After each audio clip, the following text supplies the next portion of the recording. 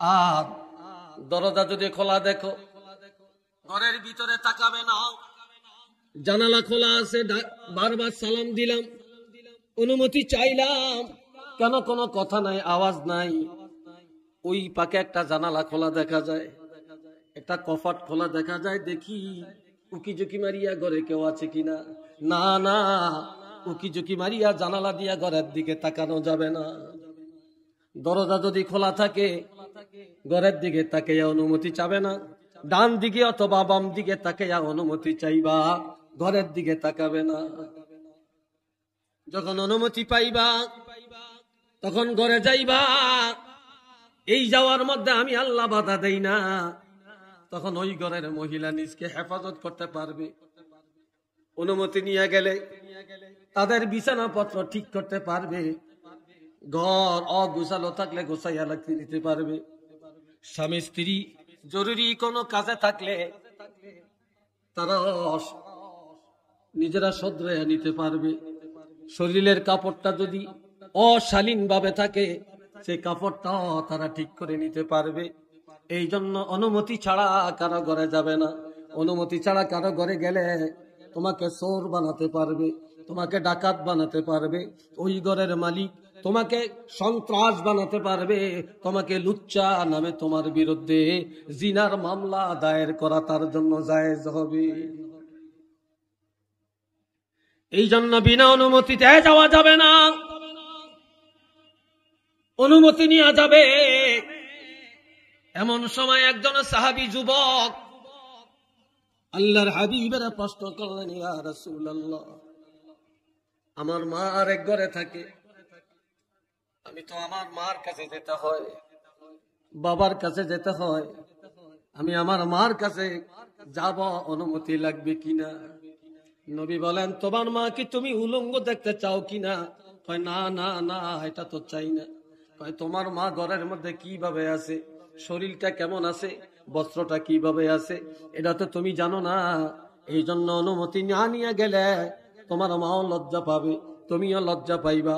আর অনুমতি নিয়ে যখন মার কাছে যাইবা, বাবার কাছে যাইবা, তখন তারা শরীরটা হেফাজত করে ফেলবে, তখন তোমাদের উভয়ের ইজ্জত রক্ষা পাবে।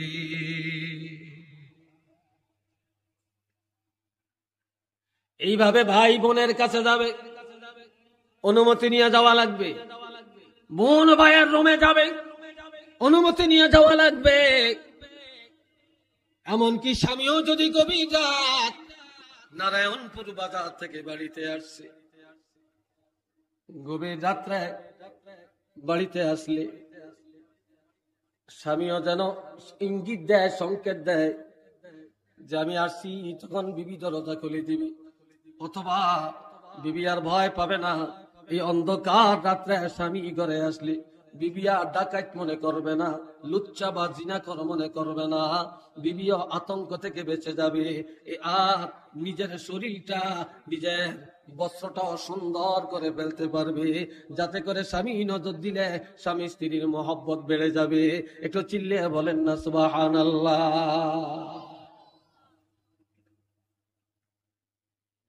এরপরে আমার আল্লাহ বলছেন, আপনাকে কষ্ট হইতেছে, আমার এই কথাটি মনে হয় একটু আপনাদের কাছে কারো কারো কাছে বিষাক্তর মতো মনে হইতেছে নাকি? হ্যাঁ, এই কথাগুলি আমি খুব জরুরি মনে করছি। আজ সমাজে এগুলার জন্য অনেক অঘটন ঘটছে। কি ভাই, কথাটি কিনা? কে কে যাবেন যান, আমি 1 মিনিট সময় দিলাম।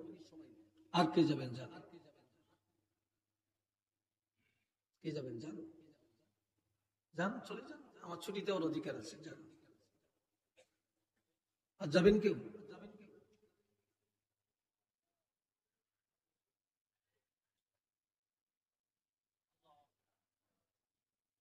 সবাই ভাই দরুদ শরীফ পড়েন, সাল্লাল্লাহু আলা মুহাম্মদ সাল্লাল্লাহু আলাইহি ওয়াসাল্লাম, সাল্লাল্লাহু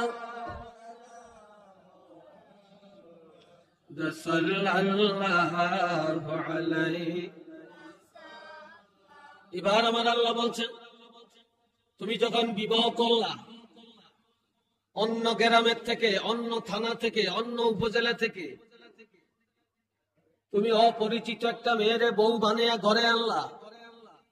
ঘরে আনার পরে এই মেয়েটা বা মায়ের কোলে ছিল, কোনদিন রান্না বান্না করে না, সংসার ঝাড় পোছন করে না।